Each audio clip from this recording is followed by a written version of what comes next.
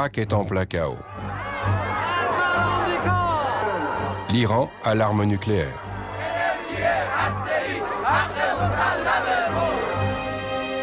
Israël est démoralisé et les États-Unis sont profondément divisés. Pendant 6 semaines, nous avons suivi les événements au Proche-Orient. Le lieu du jugement dernier, où la tension ne cesse de croître. Faut-il se préparer à un scénario catastrophe? Nous allons aujourd'hui briser un tabou et mettre en lumière la dynamique du puissant lobby pro-israélien aux États-Unis.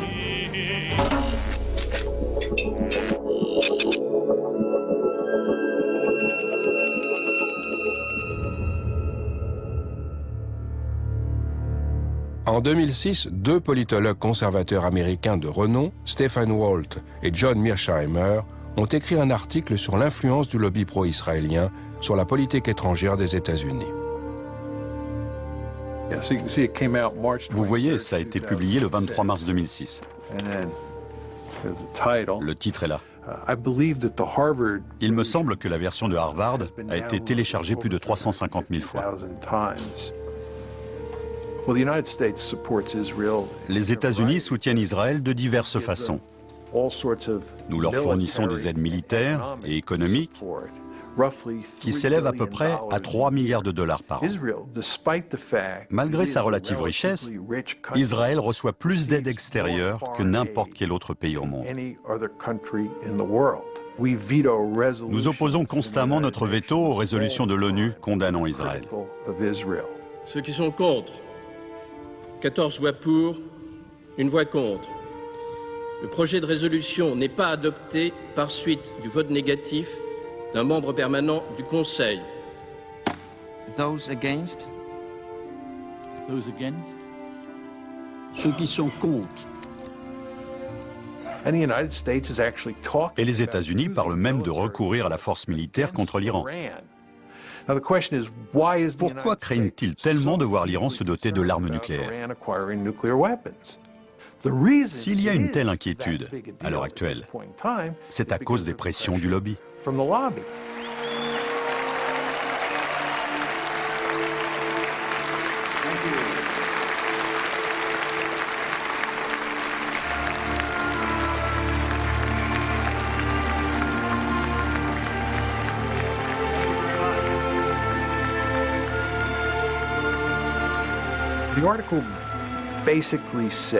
L'article dit en substance qu'il existe aux États-Unis un groupe d'intérêts puissants qui se donne beaucoup de peine pour infléchir la politique étrangère américaine de façon à ce qu'elle soit favorable à Israël.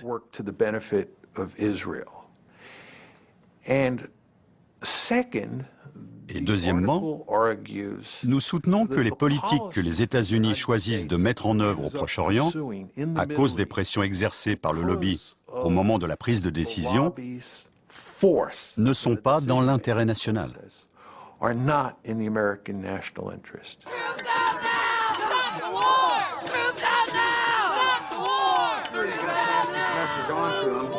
A free, prosperous, and secure Israel is in this nation's national interests.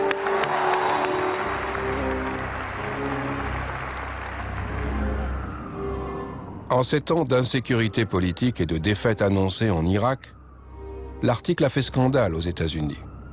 Il réveille le vieux débat entre démocrates et républicains, américains et israéliens, juifs et chrétiens, et isolationnistes et interventionnistes.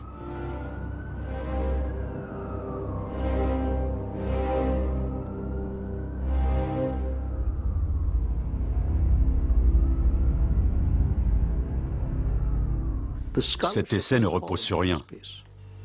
Conseiller du Pentagone jusqu'en 2004, le néoconservateur Richard Perle a été l'un des promoteurs de la guerre en Irak et est un fervent partisan de la politique étrangère pro-Israël. L'idée qu'il y a des gens à Jérusalem qui tirent les ficelles de nos institutions et que ces institutions sont en quelque sorte contraires aux intérêts de l'Amérique et préfèrent œuvrer pour Israël, cette idée ne repose sur rien. Je suis très surpris qu'ils n'aient pas essayé de protéger leur réputation en faisant des recherches vraiment rigoureuses et solides qu'ils puissent défendre. D'ailleurs, ils ont été démolis par Alan Dershowitz. Il ne reste plus rien après le... Mais pourquoi ont-ils... Je ne sais pas pourquoi ils ont fait ça. Je ne sais pas. Il y a des choses dans cet article qui m'ont vraiment fait grimacer.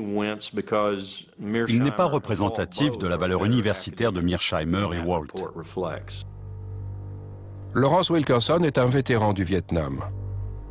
Son père était pilote pendant la Deuxième Guerre mondiale et son fils est dans l'Air Force. Il a été le directeur de cabinet de Colin Powell de 2000 à 2005. Mais il éclaire plusieurs choses d'un jour nouveau.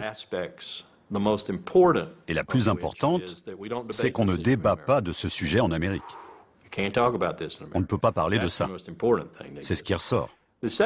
Ensuite, il y a la remise en cause post-guerre froide de la valeur stratégique d'Israël pour l'Amérique. Il y a 10 ans, on ne pouvait pas parler du lobby pro-israélien. Aujourd'hui, on peut. C'est un sujet explosif et polémique, mais on en parle. Tony Judd est né en Angleterre juste après la Deuxième Guerre mondiale de parents juifs ashkénazes. Dans les années 60, il a travaillé dans un kibbutz et pour Tsahal. D'après lui, l'État d'Israël est en train de perdre toute crédibilité. J'ai écrit un article pour le New York Times à l'époque de la publication de l'essai Mearsheimer-Walt, un contre-édito. C'était une commande. Et j'ai dit à la rédaction, vous auriez dû citer Mearsheimer-Walt. Ils n'en avaient pas parlé. Ils l'ont admis, ce qui était déjà un changement. Mais ils ont insisté pour que quelque part dans l'article, je mentionne le fait que j'étais juif. Pour se couvrir. Un article critique sur le lobby israélien, oui, mais il est juif, alors ça va. Voilà où on en est. Ce n'est pas drôle de se faire traiter d'antisémite et d'entendre dire que vos recherches sont bâclées. Ce n'est pas drôle de se faire pilonner jour après jour et de ne voir que très peu de gens prendre votre défense. Mais on savait à quoi s'attendre. On savait que c'était le prix à payer pour cet article. Ils ont raison. Mais ils ont tort. Ils ont raison d'un point de vue strictement géopolitique et géostratégique, un domaine que j'ai passé ma vie à étudier. Israël n'a plus de valeur stratégique pour les États-Unis, comme c'était le cas pendant la guerre froide. Non seulement ça, mais c'est même devenu un fardeau stratégique pour l'Amérique. Ça fait une grosse différence avec l'époque de la guerre froide. En même temps, le stratège éclairé en moi dit que ça n'a aucune importance. Parce que les liens entre l'Amérique et Israël sont tellement étroits et forts que la géostratégie, la stratégie politique ou la grande stratégie n'ont ici aucune valeur.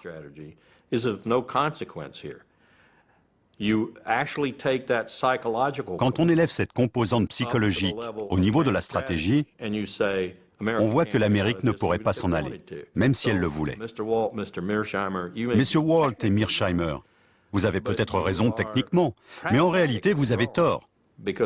Parce que l'Amérique ne peut pas dire « Israël, débrouille-toi ». Ça ne peut pas marcher. Ça ne peut pas marcher parce qu'on a un lobby juif très puissant en Amérique.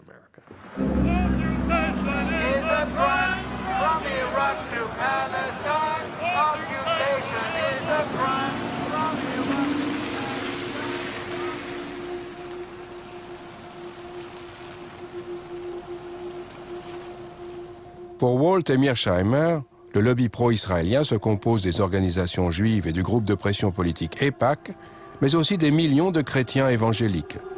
Tous ont à cœur de défendre les intérêts d'Israël et de faire taire les critiques. There's a new day in America between Christians and Jews. We don't agree on everything, but we agree on this, that we are going to be together, inseparable in the defense of Israel and the Jewish people.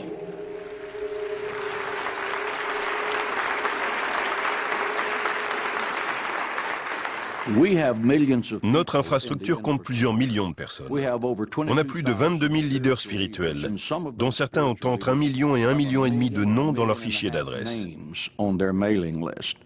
Les plus grands télévangélistes d'Amérique soutiennent notre action, parce que tous les évangéliques obéissent à la Bible. Et la Bible nous enjoint clairement de soutenir l'État d'Israël. Pour John Hagee, il est du devoir des chrétiens de soutenir Israël. De la même façon, il considère l'Iran et les autres États islamiques hostiles à l'État hébreu comme l'antéchrist. Après la dernière guerre au Liban en 2006, sa congrégation a réuni 8 millions de dollars pour venir en aide aux Israéliens. Again, there's a new Hitler, and he's the president of Iran, and he intends to build nuclear weapons, and his brazen declarations against the Jews in America have been carried on the front pages of America's newspapers. Ladies and gentlemen, we must demonstrate courage. We must demonstrate intellectual honesty. We must demonstrate the willingness to stand up and to speak out. We must act now to stop Iran before the maniacal dream of exterminating the Jewish people becomes a nuclear holocaust. And I am hopeful that the American government will have the courage to help Israel in its day of adversity against tyrants.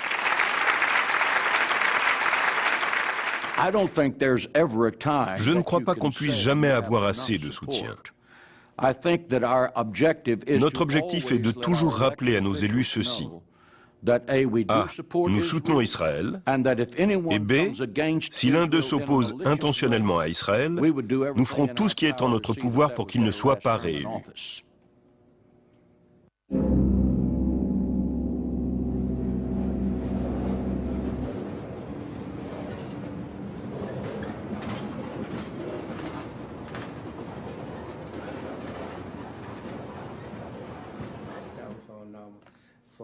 Earl Hilliard était membre du Congrès.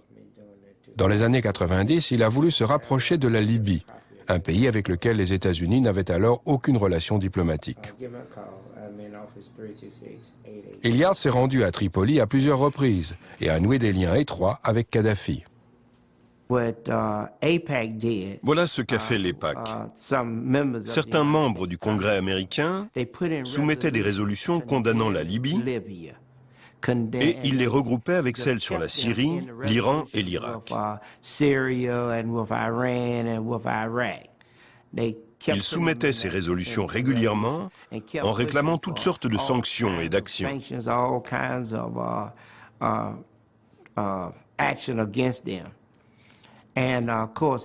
Bien sûr, je votais contre à chaque fois, et d'autres ont commencé à faire de même. J'ai découvert par la suite que ce qui les avait vraiment énervés, c'est que des parlementaires sont venus me voir en demandant ce qui se passait. Et j'ai dit, on négocie. Et après?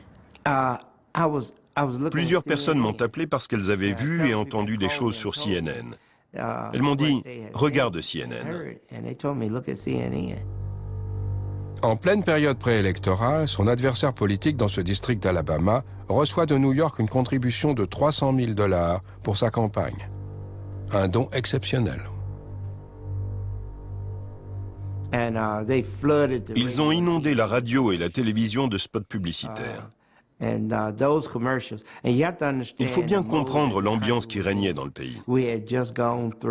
C'était juste après le 11 septembre, et la plupart des Américains ne distinguaient pas Saddam Hussein de Kadhafi ou Kadhafi de Ben Laden.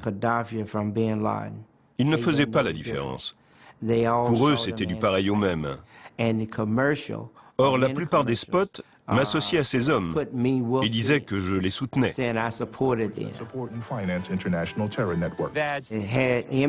Ils montraient les avions fonçant sur le World Trade Center. On continuait à faire régulièrement des sondages. Et je peux vous dire que ma cote a rapidement chuté. Il faut avouer que ça a été bien organisé et rondement mené. Après coup, je me suis dit, bon sang, ils avaient tout prévu. J'ai perdu l'élection.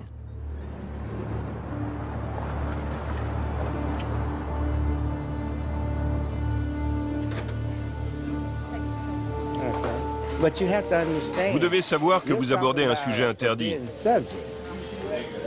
Personne ne veut parler des Juifs. Surtout pas. C'est comme si on parlait de quelque chose de mal. On n'est même pas censé donner son opinion.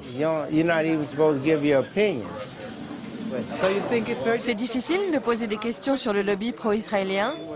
Absolument. Vous aurez du mal à obtenir des réponses et des interviews.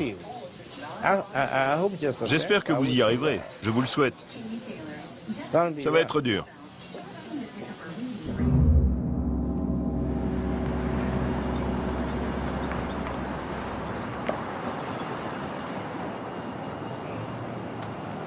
Il y a une machine énorme et très puissante qui sait immédiatement quand quelqu'un défend des opinions anti-israéliennes et qui passe aussitôt à l'attaque. Je vais vous donner un exemple très concret. Il m'est arrivé de mentionner l'essai Mearsheimer-Walt une fois au cours d'une conférence dans une des universités où j'enseigne. Dans les 48 heures qui ont suivi, j'ai reçu un email d'Alan Dershowitz. Qui est-ce? Alan Dershowitz est professeur à Harvard et il défend le lobby juif américain comme un chien de garde. Il m'a envoyé un email dans lequel il me disait en substance que, d'après lui, en prenant la défense de l'essai Walt-Mearsheimer, je ne rendais pas justice à la relation israélo-américaine, à l'existence d'Israël dans le monde, etc. Parce que c'était un document terriblement contestable et inexact. Il a même joint au message sa propre réponse à l'essai Walt-Mearsheimer, en me conseillant de m'en servir comme contrepoids dans mon cours. Je n'utilisais même pas l'essai pour mon cours.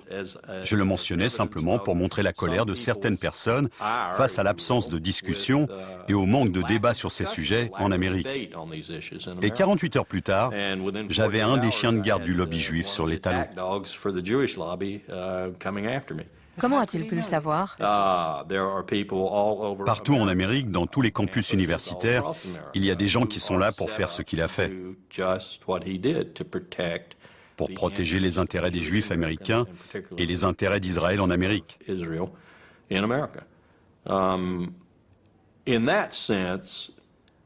De ce côté-là, le lobby juif est certainement beaucoup plus organisé et il peut se mobiliser beaucoup plus rapidement contre une menace potentielle que n'importe quel autre groupe de pression.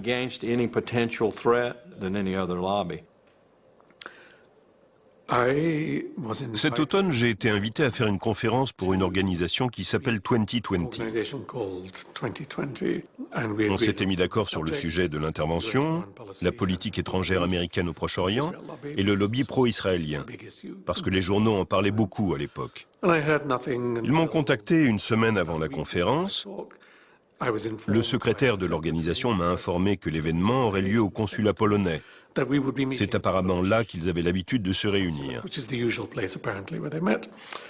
Et puis la semaine suivante, 2 heures avant la conférence, le directeur de l'organisation m'a appelé terriblement énervé en me disant que le consul général de Pologne avait tout annulé parce qu'il avait reçu des coups de fil de l'American Jewish Committee et de l'Anti-Defamation League. La position du consul est très délicate.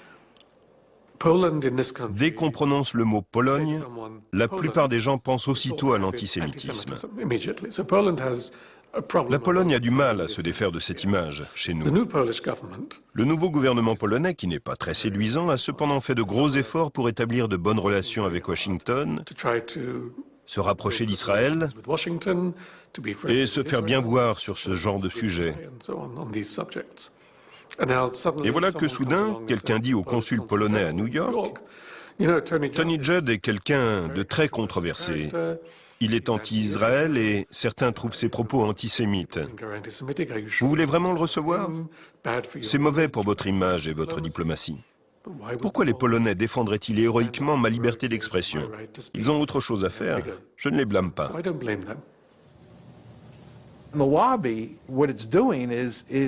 Ce que fait le lobby, c'est qu'il s'attaque à nous de façon très agressive dans le but de nous réduire au silence. Et aussi dans le but de bien faire comprendre aux gens que s'ils suivent l'exemple de Jimmy Carter, de Tony Judd, de John Mearsheimer ou de Steve Walt, ils devront payer le prix fort pour cette transgression. C'est un exemple dissuasif. Ils veulent dissuader les gens de faire comme nous.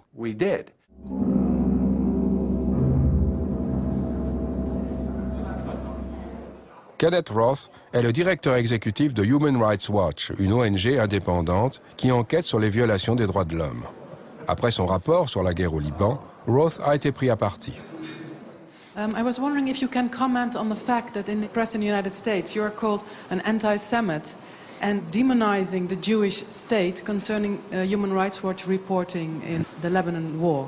Human Rights Watch's fairly extensive reporting during the war, reporting that I should say focused both on Hezbollah's indiscriminate attacks into Israel and on Israel's indiscriminate bombardment in Lebanon, was met by some reflexive defenders of Israel, not with rational discourse, not with a discussion of the facts, but with name-calling, including accusations of anti-Semitism, of blood libel, of this or that. On a l'habitude d'être attaqué par les gouvernements qu'on critique. Mais là, le gouvernement israélien est resté assez silencieux. Nous avons même eu ce qu'on pourrait appeler un dialogue raisonnable avec les Israéliens au sujet de ce qui se passait au Liban. Ce sont les supporters de l'État israélien, aux États-Unis et dans une moindre mesure en Israël, qui ont violemment réagi. Et ça, c'est inhabituel. On a rarement été confronté à ce genre d'attaque coordonnée de la part d'individus manifestement privés. Des gens qui ne font pas partie du gouvernement israélien, mais qui se sont donnés pour rôle de défendre Israël systématiquement, quelle que soit sa conduite.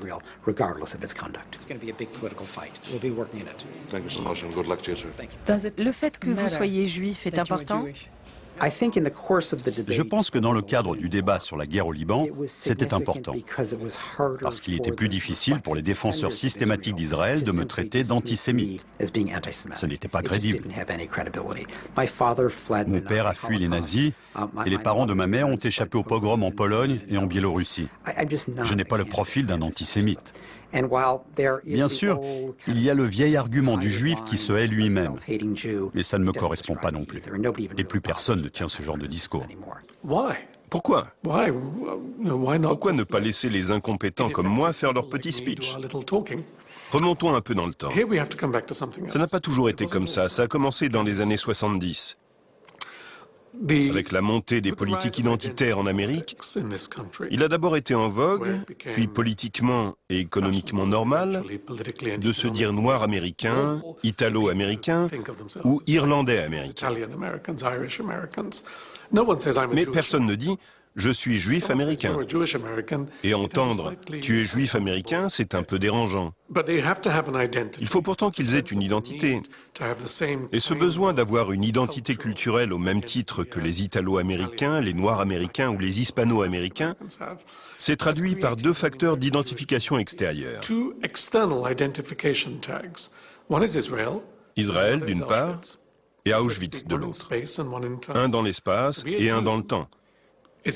Être juif, c'est être ému par le souvenir de la Shoah et s'identifier à Israël.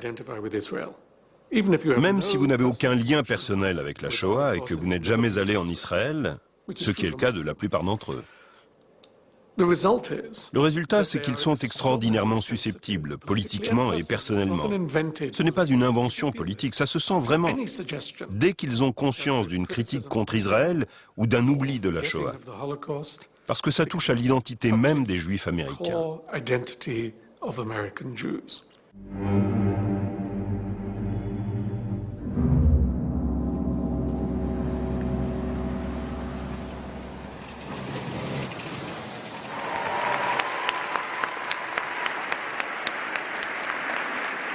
The state of Israel was the dream of your ancestors, made a reality by your grandparents and your parents. Chaque année, l'AIPAC organise une conférence à l'intention de tous ses sympathisants. Ça se passe à Washington. L'AIPAC est un groupe très puissant qui s'efforce d'infléchir la législation et les autres aspects de la politique américaine au Proche-Orient. C'est un véritable événement avec un petit côté Hollywood. Il passe de la mobilisation des gens et chauffer le public.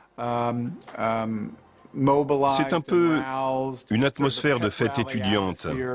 Ils font venir un très grand nombre d'hommes politiques importants.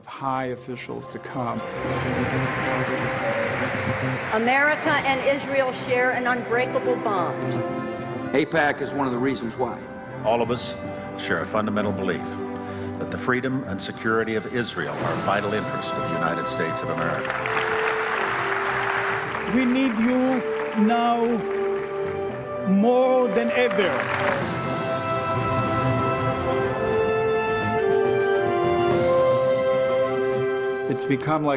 C'est devenu une sorte de rituel. Les personnalités sont obligées d'y aller pour montrer qu'elles soutiennent l'AIPAC. On y voit la moitié du Congrès, des hauts fonctionnaires, et chaque année, ils ont un orateur principal qui est toujours quelqu'un de très haut placé. From Florida, Bill Nelson. From Nebraska, Ben Nelson. From Illinois, Barack Obama. From Arkansas, Mark Ryan. Can we have a picture first, please? Wait. I think I might have blinked on that one. From South Carolina, Joe Wilson. From California, Lynn Woolsey. From Oregon, David Wu. From Maryland, Albert Wynn. From Kentucky, John Yarmouth. And I also want to mention former member of Congress, AIPAC L'AIPAC s'efforce avec succès d'éprouver constamment la loyauté des membres du Congrès à sa cause.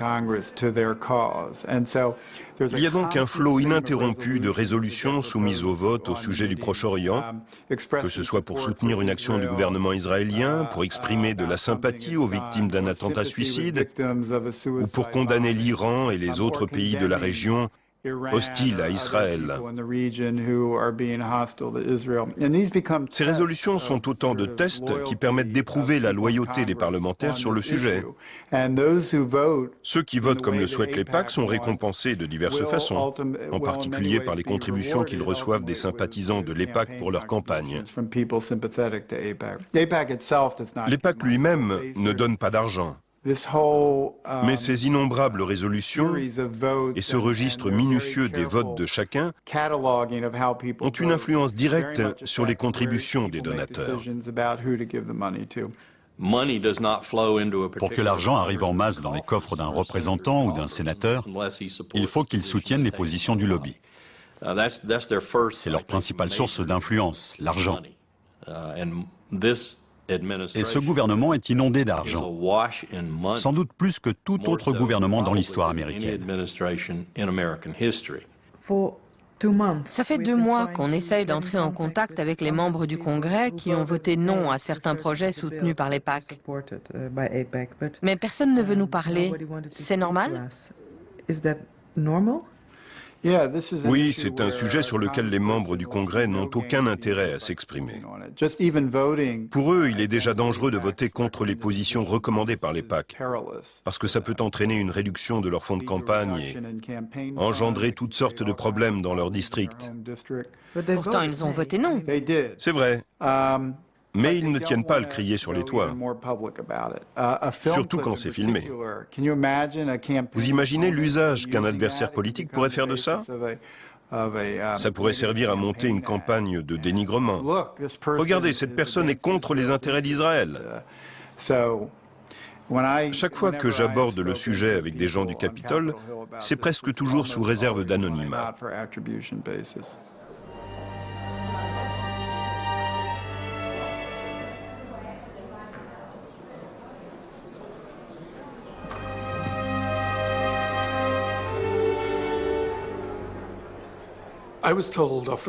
Un jour, un sénateur démocrate très connu m'a parlé en confidence. C'était à l'occasion d'une conférence à Paris. Il était tard, on était à l'hôtel. Il me parlait du Proche-Orient et ses critiques contre Israël étaient très similaires à mes propres idées. Je lui ai dit, vous ne dites jamais tout ça au Sénat, pourquoi ? Vous avez peur de perdre le vote juif? Il m'a répondu, pas du tout. Ça n'a rien à voir avec le vote juif. Je viens d'un État, je ne peux pas vous dire lequel bien sûr, où il y a très peu de juifs. Et quoi qu'il advienne, ils continueront à voter pour moi. Ce n'est pas le vote juif, le problème n'est pas là. Ce n'est pas non plus l'argent, je ne reçois pas d'argent du lobby pro-israélien. Mais il a ajouté, imaginez que j'arrive au Sénat et que je fasse un discours émouvant pour expliquer que nous devons prendre nos distances vis-à-vis d'Israël et mieux comprendre la situation des Palestiniens. Je convaincrai peut-être 5 ou 10 sénateurs de voter une motion générale à l'encontre d'Israël, au mieux, mais rien de plus. Et après ça, a-t-il ajouté, je serai fini au Sénat. Plus personne ne voterait dans mon sens si je voulais obtenir quelque chose pour mon État, une loi sur l'éducation, une loi de finances ou un impôt. N'importe quel projet de politique intérieure, sans rien avoir avec Israël, je serais puni.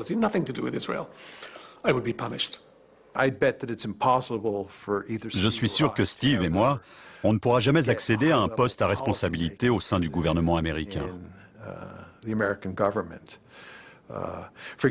Pour vous donner un exemple, Steve était invité à un dîner avec un candidat présidentiel à Harvard. Une semaine après la sortie de l'article, la femme qui avait organisé le dîner est venue voir Steve et elle lui a dit qu'elle était obligée d'annuler son invitation. Parce que l'équipe du candidat en question avait appelé en disant qu'il n'était pas pensable pour un candidat présidentiel de participer à un dîner avec lui. America and Israel have a special friendship. You have devoted yourselves to strengthening the bonds between the United States and Israel. The United States will stand with Israel now and forever. Si un homme politique exprimait l'opinion que les États-Unis ne doivent plus soutenir Israël, que se passerait-il à votre avis? Il ne serait pas réélu. C'est presque certain. Il y a peut-être un district ici ou là. Il y a 435 élus à la Chambre des représentants et 100 sénateurs, ce qui fait 535 en tout. Nous avons 52 gouverneurs. Il est tout à fait possible que quelque part, dans un des districts électoraux, on réélise un candidat qui a dit « On devrait abandonner Israël, couper les ponts avec Israël ». Mais c'est assez peu probable. Et je serais surpris qu'il y ait plus de 3 ou 4 districts où ce soit concevable. But we can vote you, and I'm sorry. But I appreciate the friendship. If you will come in Italy, I want to introduce you in a member of parliament, Italian parliament. I would enjoy that very much. Thank you so much. Thank you for everything.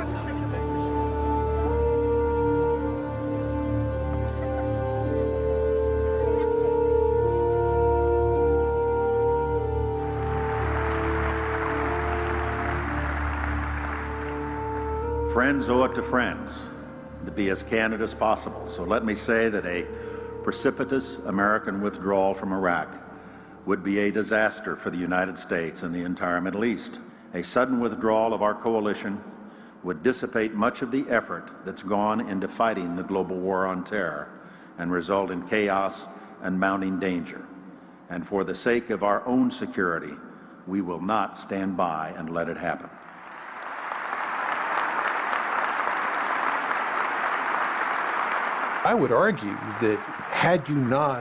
Je dirais que s'il n'y avait pas eu tous ces néoconservateurs à des postes importants au sein de l'administration Bush, Colin Powell n'aurait jamais fait cet exposé scandaleux au début du mois de février 2003 et a joué un rôle si critique dans le retournement de l'opinion publique américaine.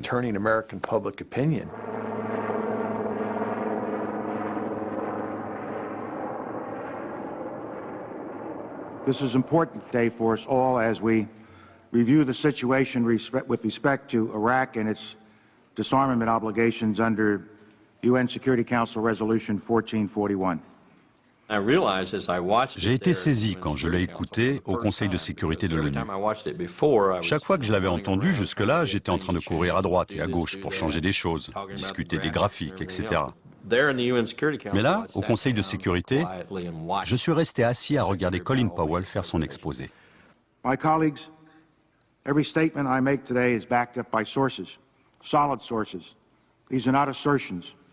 What we're giving you are facts and conclusions based on solid intelligence. As I show you these images, I will try to capture and explain what they mean, what they indicate to our imagery specialists. Let's look at one.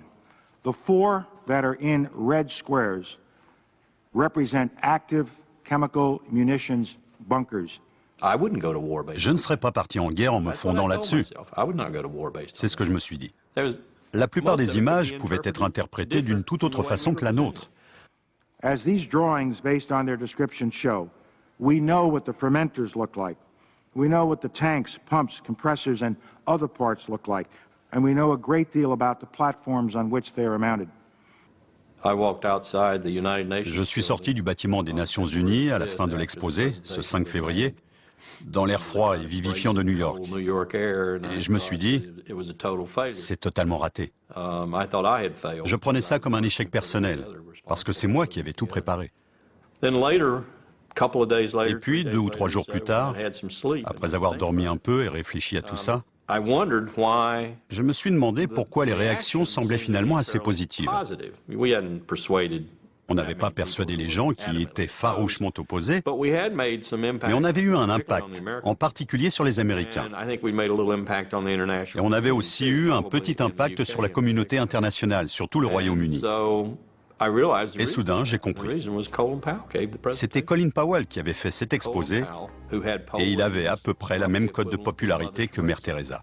Le peuple américain croyait Colin Powell. Si Colin Powell le disait, c'était forcément vrai. Je me suis senti encore plus mal. L'idée que j'ai eu ma part de responsabilité m'empêche parfois de dormir. The quantities were vast. Less than a teaspoon of dry anthrax, a little bit about this amount. This is just about the amount of a teaspoon. Less than a teaspoon of dry anthrax. Shut down. So the question you have to ask yourself is if the On ne peut que se demander, puisque les preuves étaient si fragiles, pourquoi Powell a pris la parole pour affirmer sans équivoque que l'Irak avait des armes de destruction massive et représentait une menace imminente.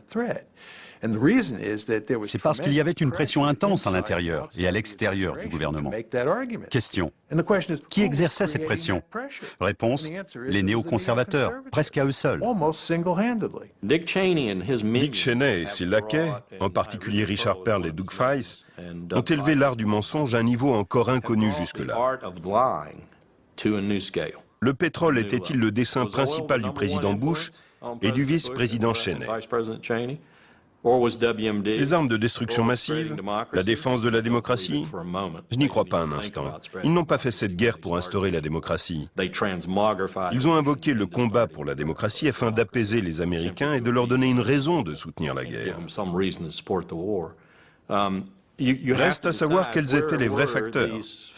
Le lobby juif américain, avec notamment l'EPAC, en faisait évidemment partie. Il faudrait être naïf pour penser que ça n'a pas orienté les décisions de sécurité nationale, surtout celles de l'administration Bush. L'EPAC exerce une influence très forte à travers le vice-président Cheney, Elliott Abrams, Paul Wolfowitz et d'autres membres du gouvernement. Bien sûr, il ne faut pas perdre de vue le fait que les Israéliens fournissaient aussi au gouvernement américain des informations indiquant que l'Irak possédait des armes de destruction massive et présentait une menace imminente. Il y a un général israélien, Shlomo Brom, qui a écrit un article là-dessus. Il explique qu'Israël a directement contribué à convaincre les Américains et le reste du monde que l'Irak était une menace imminente. L'Irak n'était pas une menace imminente. Même si Saddam avait eu l'arme nucléaire, il n'aurait rien pu en faire. Mais on ne pouvait pas défendre ce point de vue à l'époque aux États-Unis.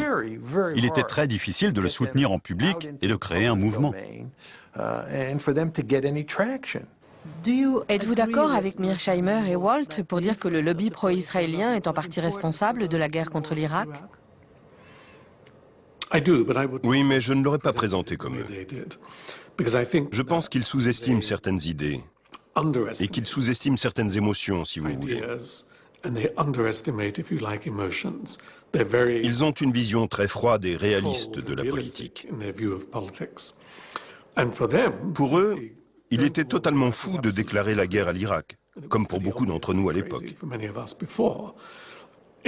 Il y a donc forcément eu des pressions qui expliquent une décision aussi irrationnelle. Et bien sûr, il y en a eu. Mais ils sous-estiment les autres facteurs. L'illusion, par exemple, qu'on pouvait contrôler le pétrole irakien et la région stratégique.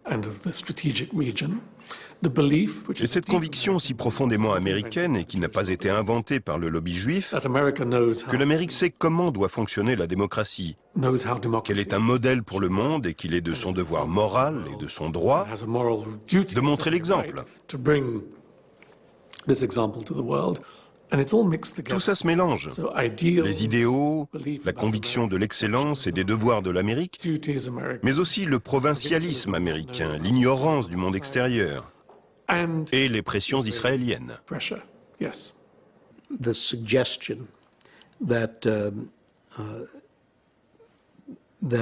La suggestion que le lobby pro-israélien, pour reprendre ces termes, est en fait contrôlé par les Israéliens et qu'il reflète les préférences israéliennes est tout simplement fausse. On peut tout à fait le prouver. Vous ne faites donc pas partie du lobby pro-israélien?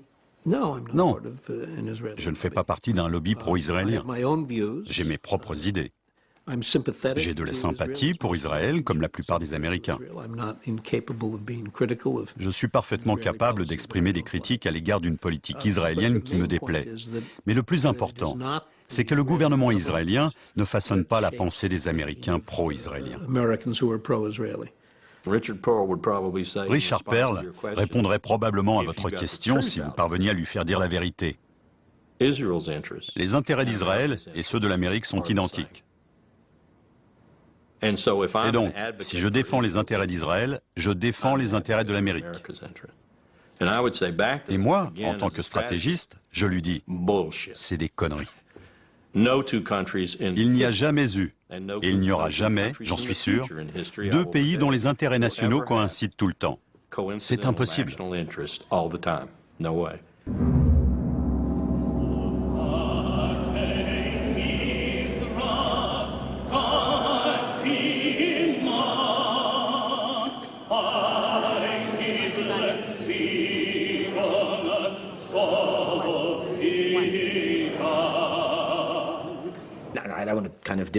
Je ne veux pas me poser en victime, mais quand je viens ici, j'ai vraiment le sentiment que c'est nous, en Israël, qui en avons payé le prix.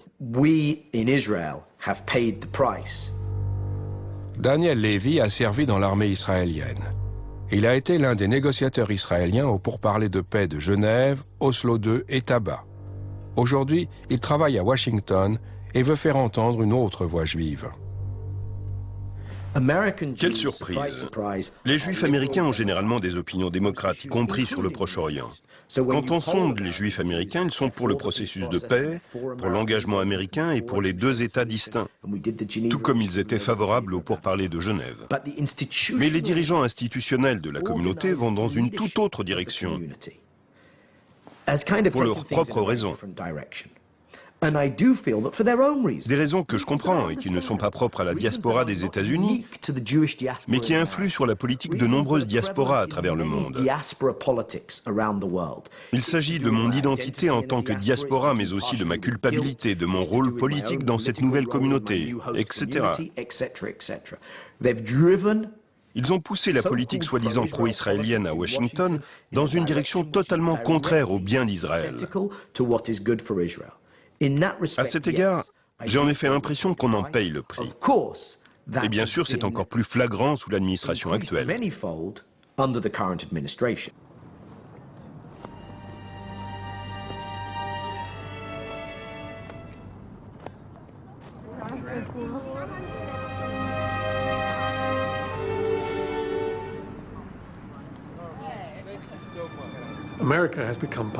L'Amérique a contribué à renforcer le statut de victime d'Israël. Je pense que tout a commencé dans les années 70. quand la communauté afro-américaine a voulu obtenir d'être enfin dédommagée de l'esclavage et des conséquences de l'esclavage en mettant en avant le fait qu'elle était victime de l'histoire.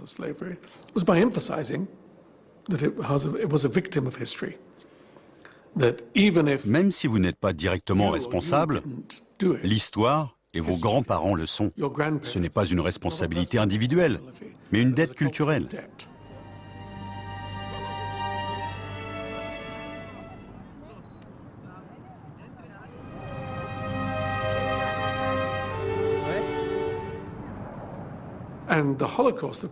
La Shoah est bien sûr le symbole ultime du statut de victime. David Ben Gurion, le premier ministre israélien, le savait très bien. Il a utilisé ça en faisant d'Israël, du pays lui-même, une victime. Si on ne peut pas critiquer quelqu'un parce que c'est une victime, que dire de tout un pays? Un pays né des persécutions en quelque sorte. J'ai très souvent eu des conversations avec des gens raisonnables qui disent « C'est vrai, Israël fait de mauvaises choses, ils occupent des territoires, volent de l'eau et des terres, bombardent des maisons, etc. » Mais il ne faut pas oublier ce qui est arrivé aux Juifs. Il y a un contexte, une histoire, une raison et une excuse à tout ça. On peut dire la même chose des Palestiniens. Il ne faut pas oublier ce qui est arrivé aux Palestiniens après la guerre de 1948 et celle de 1967. Pas étonnant qu'ils aient des kamikazes. Il y a toujours un lien entre les souffrances collectives passées et les actions individuelles présentes. Mais faire de ça une politique publique, c'est désastreux et c'est ce qui se passe aujourd'hui.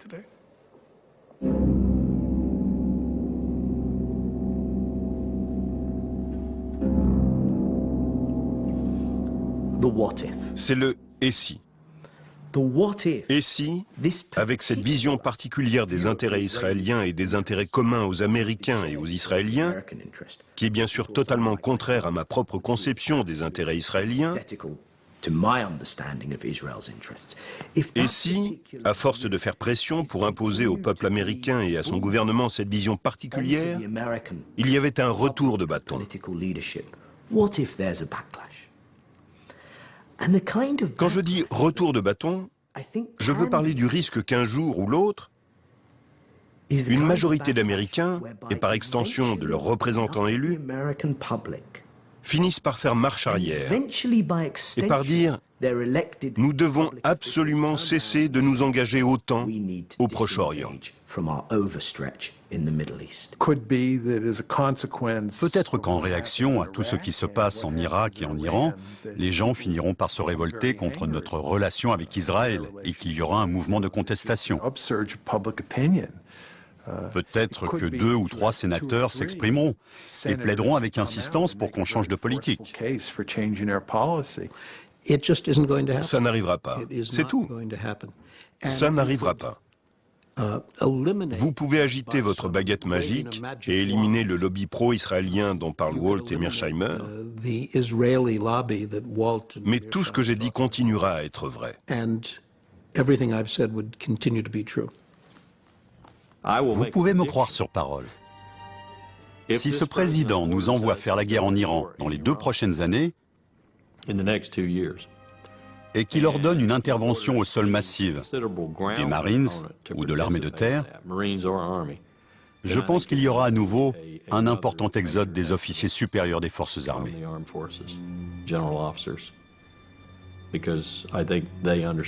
Parce que je crois qu'ils savent quelle erreur colossale ce serait de prendre une telle décision et combien cela nous rapprocherait de la 3e ou la 4e guerre mondiale.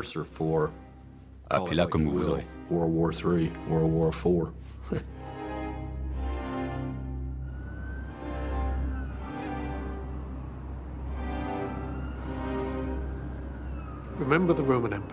Rappelez-vous l'Empire romain. Pendant très longtemps, le comportement de la Judée a ennuyé les Romains sans vraiment les gêner. Mais lorsque les Judéens sont vraiment devenus pénibles, les Romains se sont retournés contre eux. Ils ont détruit leurs temples et les ont balayés en disant « Un empire a d'autres choses en tête ». C'est ce qui attend Israël dans les 25 ans à venir. Le risque que l'Empire américain dise « Attendez une minute, Vous ne comptez pas tant que ça pour nous. On a besoin de pétrole plus que de vous. Ou on n'a plus besoin de pétrole. Peu importe, ça revient au même. Ça n'en vaut pas la peine. Et le problème de la Shoah et de l'antisémitisme décline avec le passage des générations. C'est une catastrophe pour Israël. Parce qu'Israël n'a pas d'autre ami au monde.